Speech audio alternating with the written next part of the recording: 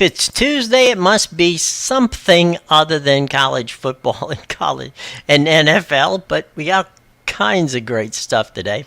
It's Jim, it's Amadeus, it's Tuesday. Hope everyone is having a nice day. Amadeus, Mike Elko will be announced today, introduced, I should say, as the head football coach at Texas A&M, taking Jimbo Fisher's place, leaving Duke. And he wasn't the number one choice, although things got crazy in the last 24 hours with Texas A&M and basically the fan base and their boosters. It turns out that on Monday, the job was not officially offered, but was basically they were in negotiations with Mark Stoops, the coach at Kentucky. Now, when word of Stoops being hired from Kentucky at A&M got circulated, all of a sudden boosters and fans went berserk, and A&M had a downshift and went over and quickly rescinded an offer to Stoops and quickly went to Duke and picked up Mike. So within a whirlwind 12-hour span, A&M went from possibly hiring Stoops to Mike Elko. And, that's just that. If that doesn't tell you what you need to know about Texas A&M, I don't think there's much that needs to be talked about. Yeah, well, clearly it sounds like they don't want the shiny big name. They want somebody who has proven themselves with results, and that's exactly what Mike Elko has done at Duke. Mm-hmm. You never would imagine Duke as a good football program, and sure enough, here we are. He's turned that thing around, and Kentucky hasn't had the best seasons the last few years. I can see why they would prefer Mike Elko over Mark Stoops. Well, the other thing, too, and I think this is probably the key, is Mike Elko is a former Texas A&M defensive coordinator. His roots are in Texas. He's got plenty of Texas, high school, guys that he's been tight with, coaches and like that. So recruiting in Texas is going to be easy for him. And I think they're more comfortable with a former Texas A&M guy who knows Texas than they are with Stoops. And Stoops doesn't have Kentucky's a basketball school. Let's just make that straight up the way it is. So he doesn't have the toys to play with that A&M would have afforded him. So I think Stoops wouldn't have been a bad choice. It's just that I think Elko is the guy that they probably think the fan base will be more attuned to, and perhaps even the possibility of keeping some of these big name recruits that they have. Yeah, well, I mean, Kentucky may not be a basketball school, but Kentucky may be a basketball school, but so is Duke. I think the results do speak, because Mike Elko didn't have a ton to work with over there, and he's done wonders at that Duke program. So good for him. Look forward to see what Texas A&M will be next year. There you go. Now that's the people who have a job. Now we go to the people who suddenly don't have a job. And that would be anyone who coached defense for the Florida Gators. You are now out of a job. The defensive coordinator. And USC. Right, and UNC, and a number of other places. The defensive coordinators were blamed all up and down the pike here. So Billy Napier decided that, oh, by the way, the defense plays its greatest game of the season against Florida State, and so now the coordinator's fired. So, right now, when you have a season when you don't, at Florida used to be, at Florida, a season where you were bowl eligible would get you fired. This is a season where you aren't bowl eligible, and Billy Napier saved his job because the theory of the case there was they're kind of looking over at what has happened at Florida State. Florida State didn't pull the trigger on Mike, quickly. They've given him some time. So Norville has turned the program around, and things are going in the right direction at Florida State. And so they thought Florida said, okay, well, maybe Napier should get a little more time. And Billy realizes that he's got offensive people coming in. He better get some defensive people coming in, and so they keep that top 5 recruiting class. That's key for what's going on.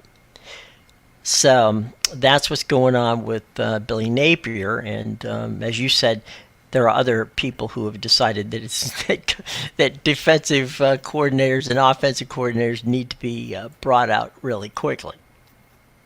Yeah, definitely. Obviously, USC fired theirs earlier this season, which Right. needed to be done. As Lincoln Riley brings that guy from Oklahoma, and Right. they've had a history of bad defense there. So, gee, maybe there's a problem there somewhere. But yeah, there's a ton of teams. I'm sure we'll see more in college football, obviously, even after the championship game, because I'm sure there's some big names that are going to leave a few of these schools playing in the conference championships and things like that. Absolutely. The other thing that made big news this morning is Coach Prime, for the second day, has lost now 4 of his commitments that have decommitted to Colorado for next season.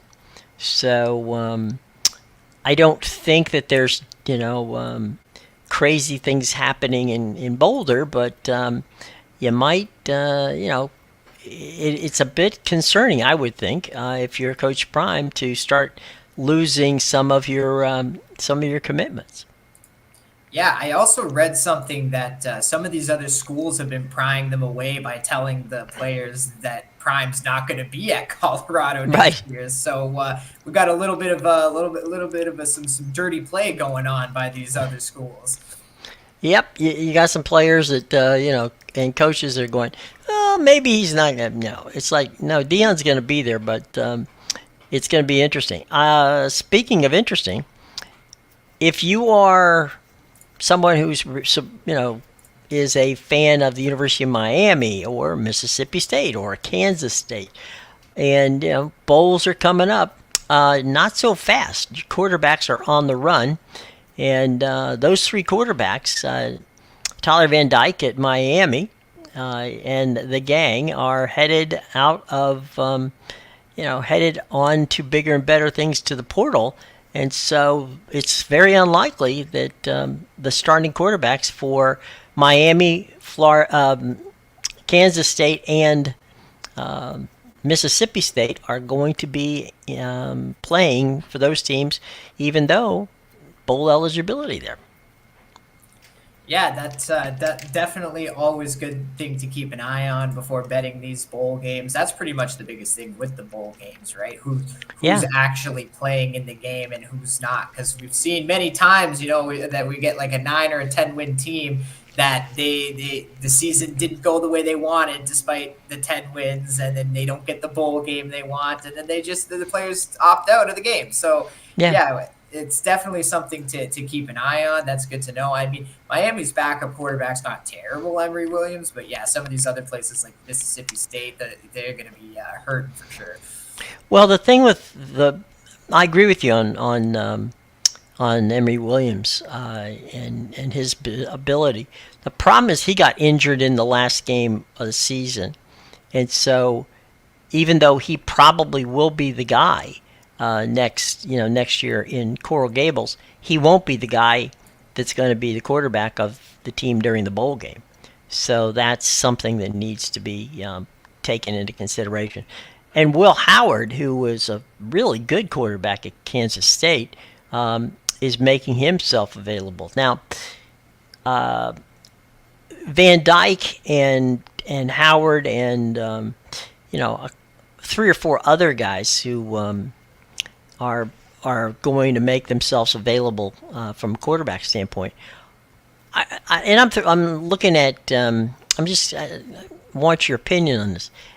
I wonder how many of these guys like Van Dyke and Howard and guys like that who are, more pass oriented guys are looking at this and saying, you know what, look what happened, up at Oregon and at Washington and in some of these places where, uh, you know, some of these other quarterbacks who had, I'm not going to say they had problems at, with the offensive coordinators and offenses that they were in, but they definitely, we saw what happened, this year with a lot of college quarterbacks who left their left situations where they didn't perform as well as they thought they could have, and then really flourished when they got to, on the road and got where they wanted to be. And it turned out that,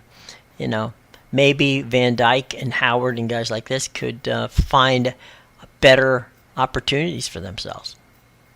Yeah, definitely. The offense, like the fit in the offense, is always a big thing, right? There's a big reason why Brennan Armstrong left Virginia for NC State. He felt they weren't using him the right way in the offense, or he wasn't right for the offense. So he wanted to go. And yeah, Bo Nix is a prime example. I mean, not going to beat around the bush here. Bo Nix was awful at Auburn. There's no better way to put it. But he has shown now, being at Oregon, that, put him in the right offense and he can be one of the best quarterbacks in the country for sure. So definitely big kudos to Bo Nix. A lot of people, even last year, this year, a lot of people, you're still hearing that Bo Nix is terrible on the road thing. Well, man, he has shut up all the critics for sure this season. Right. So I think he's a prime example of what the portal can do for some of these guys. Right. Just finding the right offense, not even a matter of anything else, just getting the right fit, the right coordinator, the right coach, whatever it may be. Well, and that's it now. It's it used to be when you're looking at making the swap, right?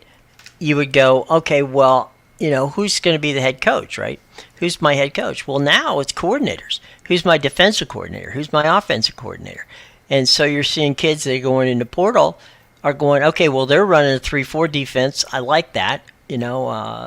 Maybe that's where I could really shine. And so you got some kids who were, and this has been something that's been interesting. I've noticed this with Alex Golish at South Florida and the guys at UT San Antonio and some of the other places where the Power 5 schools where these guys are second or third string guys are going, wait a minute, I could be a starter at a group of 5 school, and I still can make the pros and maybe even boost my draft choice position. Why am I getting only 10 touches a game here when I could get 20 or 30 touches and be the star, back or receiver, or for that matter, even defensive side of some of these other schools. So you're getting a lot of kids who are finding places. Liberty has lived on some of that stuff with the portal too, where they've gotten kids to come down and play for them that were at Mississippi State, or maybe they had gone to to Baylor or places like that, and they feel that maybe the fit is better in a group of 5 school. Yeah, definitely, and it really shows you the value of the transfer portal just in general, the way that these kids are using it, because 100%. We've talked a lot about it this year about the parity of college football this season, and a big part has you've brought this up on many shows before, how really it's been hurting the depth of these bigger schools. As you mentioned, there used to be, they used to have like 3rd, 4th, 5th stringer guys who are very talented, but now these are the guys that are figuring out why the hell am I waiting in line when I can, hop in the portal and I'll get drafted from a smaller school if I'm the best player on the defense? So absolutely, yeah, the transfer portal has really hurt the depth of these bigger schools and has helped improve the parity with these smaller schools, because now that those third, fourth, fifth stringers are going to be starters on these other teams. Well, let me throw. When I was doing University of Miami football, okay, as a child, and they had Jim Kelly was in his senior year. You had Bernie Kosar and Vinny Testaverde that were on the same team, okay. That wouldn't happen now. There's no way that you would have Kosar and Testaverde on the same, sitting there waiting their turn for opportunity to play. It just wouldn't happen. And Alabama had 4 or 5 running backs at a time, and quarterbacks too, just recently. Oh yeah, exactly. I mean, so the portal has given rise to, as we talked about the parity, but it also has given rise to kids actually being able to find, as you just said, whether it's offense, defense, or whatever, find a place where they can do what they do and showcase it in a way they wouldn't have been able to perhaps when you make that move. And it happens a lot when coaches are changed. I mean, Mississippi State lost 5 or 6 guys because of the coaching change, and just the way it is. So Foxy's in the house. He just wants to quickly, sir, howdy, lads. Heavy defeat incoming for us today. I'm glad you're the one to say it, Foxy. I'm glad you're the one to say it there.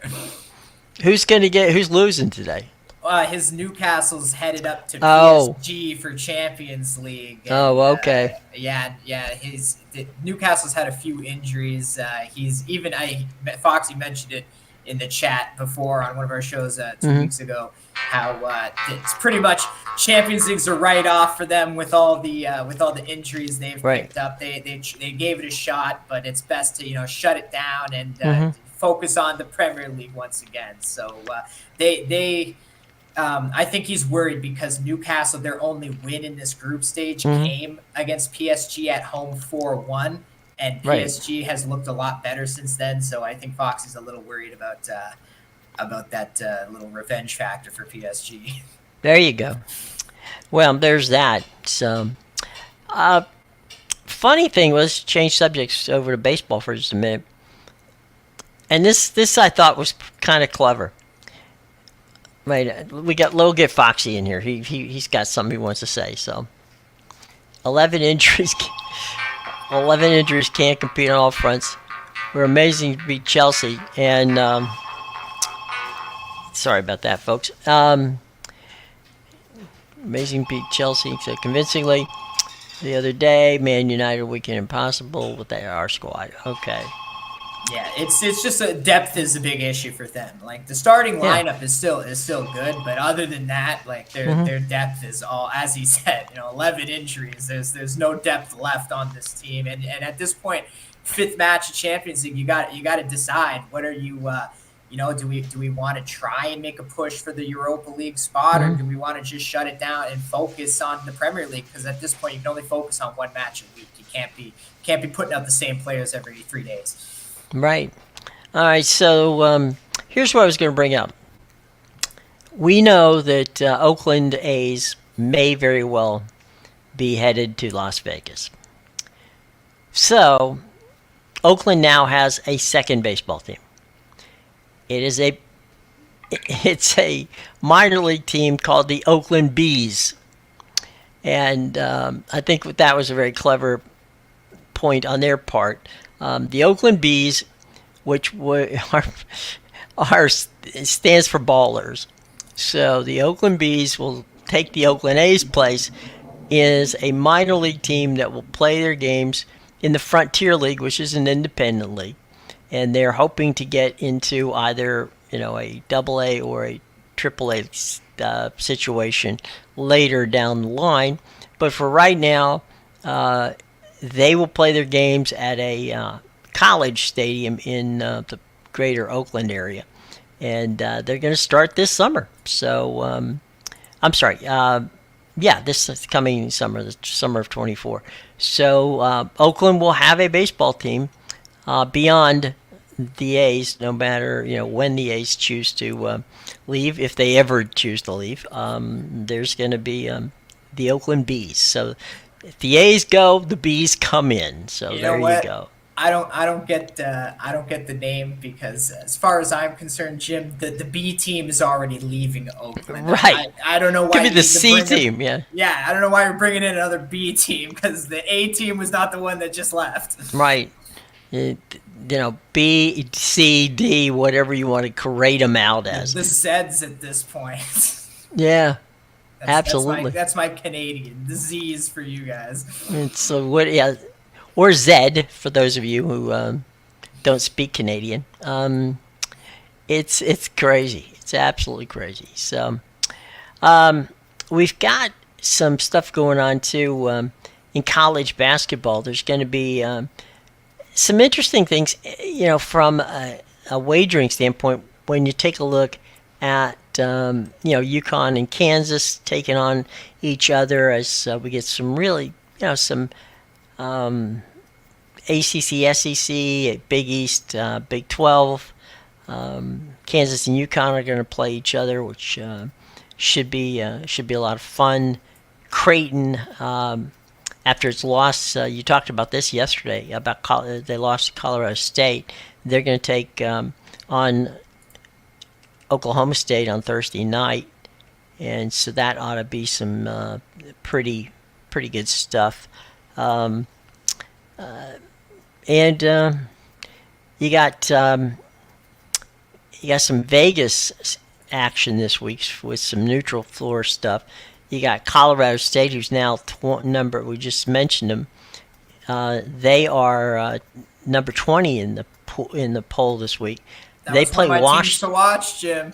Well, you're right. I mean, the Rams are good. They play Washington, who and number 11 Gonzaga takes on USC in the Vegas Invitational. As you said, the Rams are coming off their first win over a top 10 team since 1984. So that's that's something to look forward to. And as we get going here as college basketball, there's these tournaments that we're watching, coming up here. There's some of the good ones before we get going, into conference play. Yeah, I actually love these tournaments just because let's be honest, Jim. Other than Purdue, we can pretty much throw the Big Ten conference in the garbage for basketball. Mm-hmm. It is not a good conference. They won the conference by 3 games last year. Yeah. So but some of the top ranked teams in the country are from the ACC, the SEC, the Big 12, and the Big East. So I think these challenges are great. It's always great to see ranked teams play other ranked teams. Obviously, these teams, they'd love to go the season with only 2-3 losses, but at the end of the day, nobody wants to watch you blow out like the bad teams by 30 points. These large minus 27 point spreads on a nightly basis. So yeah, definitely, it's going to be very exciting, something to watch. The game tonight, I think, to watch is Miami versus Kansas. Or no, sorry, they just played Kansas State. Miami versus Kentucky. Right. That game's tonight. Jim Larrañaga, who coaches Miami, has done a really good job of totally renovating that entire program down there. He's a great recruiter. He was at George Washington and took them to that amazing Final Four when he beat UConn, Michigan State, and I forget who else, but I mean he beat 3 top, really ranked teams in a tournament in getting his way to the Final Four. But it's pretty amazing. So yeah, Larrañaga did a really good job. Purdue, let's go through our top AP top 25 here. Purdue is, as you said, they're the Big Ten's major standard bearer. That's they the team. play, yeah. They're going to play against Texas Southern. That's a game that's going to play on on on the 28th. One of those 27-point spread games I was Right, talking about, Jim. right. They show up to pick up a check. Yeah. Speaking of showing up to pick up a check, Arizona from the Pac-12, 6-0. They host Colgate of the uh, of the Ivy League. That's not going to happen until December the 2nd. So it's a Saturday game. We got Marquette, number 3, and Shaka. Shaka brings Southern University in there. That's another 28th game. UConn, Kansas. Check, as you call it. Yep, pick up a check. This is not a UConn at Kansas is not a pick up a check game.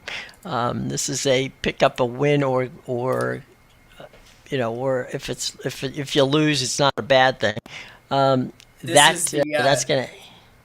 I was to say this is the. Go ahead. We're the defending national champions, and we're going to show you who's the real number 1 team in the country game.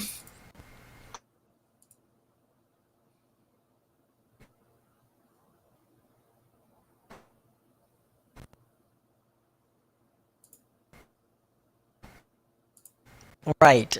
So UConn and Kansas is pretty evenly matched. Xavier is at Houston, which is the number 6 team in the country. They are, of course, a Big 12 team. Then you got Duke, and they're hosting. No, they're on the road. I'm sorry, at Arkansas. And Miami, you just mentioned their game tonight. That game is at Kentucky. Tough place to play. Watch tonight. Yep, absolutely. Baylor, Chip and Joanna Gaines' team, are at home tonight against Nicholls State. So check cash one there. Tennessee, SEC, ACC, that one, Tennessee's 4-2. They are number 10 in the country. They are at Carolina tonight. I'm sorry, tomorrow night. Gonzaga. We talked about Gonzaga. Here's definitely a check game tonight, and that's Cal State Bakersfield. So I don't think Gonzaga is going to work up much of a sweat. We already talked about West Coast teams coming into town, right? Everybody plays Gonzaga. Get your check and leave. Yep. Enjoy the trip. So Kentucky, we talked about them. They're facing Miami tonight. Florida Atlantic, 13, and they are going to play Liberty tonight. I'm sorry, Liberty. That's going to be later in the week on the 30th. Texas A&M, without Jimbo Fisher as the football coach, is at Virginia as part of the Southeastern Conference ACC tournament. That game will be played tomorrow night. Creighton of the Big East taking on Oklahoma State, and that's going to be played in the week on the 30th. Texas and Texas State, check game a couple days from now on the 30th. North Carolina and Tennessee, that's tomorrow night. Villanova of the Big East. St. Joseph's, not a bad team tomorrow. BYU undefeated in the Big, and they're a Big 12 team. They're going to play Fresno State. That game's going to be played on Saturday. We already talked about Colorado State. They're going to play tomorrow as they host Colorado. Colorado does not have a very good basketball team, so that shouldn't be bad. Mississippi State of Southeastern Conference and Georgia Tech, that's tomorrow night. James Madison, who seems to do everything well, 22. They are taking on Buffalo. That's tomorrow night. Alabama and Clemson. That is tonight. Illinois, 24th, taking on Rutgers. That will happen on Sunday, and then on Saturday, and then on the 30th, Oklahoma takes on Arkansas Pine Bluff. So that is another pick up a check game in that in that situation. So that's your college basketball top 25 and what they're going to be doing for the next couple of days here. As we have some interesting games. I do like the neutral site games too. I mean, that's kind of fun because you're getting teams playing in cities and it's kind of like a little tournament before the tournament. So it gives them a chance. And then it's gonna, we talked about the Big East and the Big 12 beating up on each other, and that's gonna be something they're gonna have to worry about as time moves on here in the as we get closer to the season really starting, which conference games mainly start in January, although some conferences get started a little earlier in December, but we're getting there. It's getting closer to the conference and games that actually count in in your conference. Yeah, definitely. The conference champion, or sorry, the conference games are the more exciting games, obviously, just because you don't get these big mismatches on the nightly basis. But as you mentioned, it's great to see these tournament games because it's usually some better teams playing against each other. So definitely be on the lookout for those games tonight. We mentioned the Miami, Kentucky, but there's going to be tons all week where you get ranked opponents versus ranked or some pretty good opponents at least. Yeah, some of the other things to look out for down the road is some of these bowls also have a sister, if you will, basketball tournament that goes with it. The Orange Bowl, for instance, always has the Orange Bowl Classic basketball tournament, and some of these other bowls, Sugar Bowl has one. So keep a lookout for those. Those are usually games where they invite teams that. Sometimes it's the same teams that are involved with the bowls. Other times it's it's a lot of these bowls have tie-ins to different conferences. So each year they bring in some of the conferences. So it's kind of like a tie-in to those situations. So you do get an opportunity to have some basketball played on a night or two before the before the football game. So that'll be coming up as bowl season begins. The bowls will be announced on Sunday, and that's when they start filling out the schedule for that. So it's coming up very, very soon, and there's 34 bowl games, which means there's 68 teams who will go to bowl games. There aren't 68 bowl-worthy teams in this, but ESPN needs programming, folks. So we're gonna see it, folks. Yeah, I saw James Madison is eligible now for a bowl because of the lack of 6-win teams. So there you go. Everybody who thought they weren't going to get to a bowl game, they find their way in because of the technicality, the same technicality that kept them out, pretty much. Has A&M been paying attention to the biggest bottle job of all time? Yes, I have, Foxy. How Botafogo blew their 13-point lead at one point. They keep drawing and losing matches is actually insane. I had the over. I think their match 2 days ago or something, and that ended 1-1 with Santos. I thought for sure they were going to come to play in that one. Right? It's amazing. It's amazing, Foxy. Palmeiras is gonna win it again. Who would have thought? It's sometimes things happen. It's like you look at it and you go, how did that happen? Well, you scratch your head. Stop the bleeding, like they just can't stop it.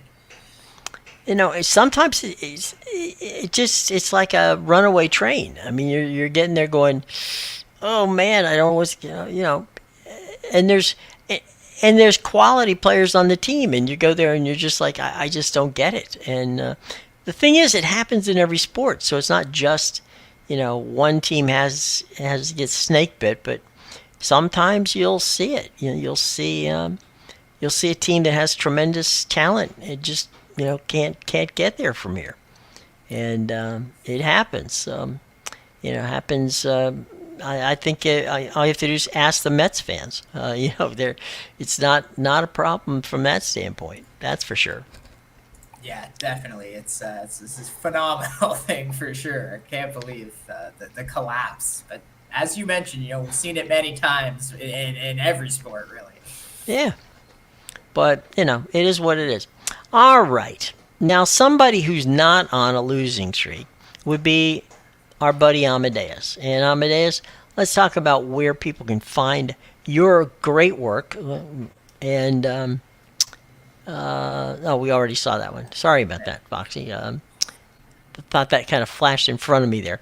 So let's talk to people about where you can find your great work, which can, of course, be found on this page, but other places as well. Yeah, make sure you check out my premium plays at bigowl.com, pickadvisor.com, and theinsidersroom.com. I had that big 9-1-1 Sunday. Only went 1-2 yesterday, but had a close call there, and we're bouncing back today. I'm already 2-0 from these early Champions League games. I had Lazio -1 and Shakhtar Donetsk. So, I still got a Champions League game of the month that starts in 20-ish minutes, so you can go get that. Starts at 3 o'clock Eastern time. Got that game of the month. I got 4 college basketball up for tonight. I'm on a heater in college basketball, 36-22 runs. So Wow. and I already have my if you're looking for the football action, I already have my Conference USA game of the year as well as my Pac-12 game of the month for this Friday in college football. So you can go check out those games. They're going to be some. They're going to see some good ones. That's for sure. I like the Friday games more than all of the Saturday games combined, Jim. I'm telling you that it's time to get the popcorn ready because that game in the Pac-12, and it's sad too. This is the last ever Pac-12 college football game to be played. Yeah, and of course, typical for this particular incarnation of how the Pac-12 decides to end it. They're going to end it in Vegas, where there's no Pac-12 team. Although the last regular season game, and again, it wasn't. It was scheduled. It wasn't. It was already scheduled, so it wasn't something they did. But it happened to be played at the Rose Bowl, with Cal beating UCLA over at the Rose Bowl, which was kind of a fitting ending to that regular season. So the last ever Pac-12 championship game will be played, and should be a great one, and we'll see. But we got plenty of time to talk about that one, and it's coming up this week. So yeah, I think that you got some good ones coming up this weekend. And Conference USA, to their credit, man, they just, people raid the American, and then the American rates the Conference USA, and Conference USA just keeps grabbing and coming up with some good teams. And then the Conference USA raids the independents. Right. Say, who FCS, independent, anybody who wants to come on over. It's time. Where's our New Mexico State team? That they're in the Conference USA. That's what I thought so. Yeah, they're playing Liberty. Yeah. So it's in Lynchburg, but we'll have to. Hey, come on, Lynchburg and Lynchburg and New Mexico. Virginia and New Mexico? They're almost as neighbors. Yeah. It's just a 4.5 hour plane ride. So come on. a few time zones over. Yeah, you just time zones, and there's no big deal. So yeah, that'll be fun. All right. Well, we will see you tomorrow, gang. Hopefully, there's going to be some. Any good Champions League soccer tomorrow that we can look at, or is it just a tough week all the way around? Oh yeah, well, there's some at 3 o'clock. You can go watch. I know Foxy will be watching his Newcastle play PSG. That's a pretty good match. We have Barcelona and FC Porto, if you're into the Spanish-Portuguese rivalry there. So, okay. But that's for later today, and then tomorrow. Let me just check quickly here tomorrow's games. I know there's a ton. probably the game to watch tomorrow, I would say, is the Benfica Inter Milan match. It's going to be good. Also, Real Madrid and Napoli is going to be an absolute banger. So those are your 2 recommendations for Champions League. There you go. Okay. All right. Good to watch. All right, gang. Have a lot of fun. Foxy, be careful out there. And Amadeus and I'll be back with you tomorrow, guys. Until then, take care. Be safe.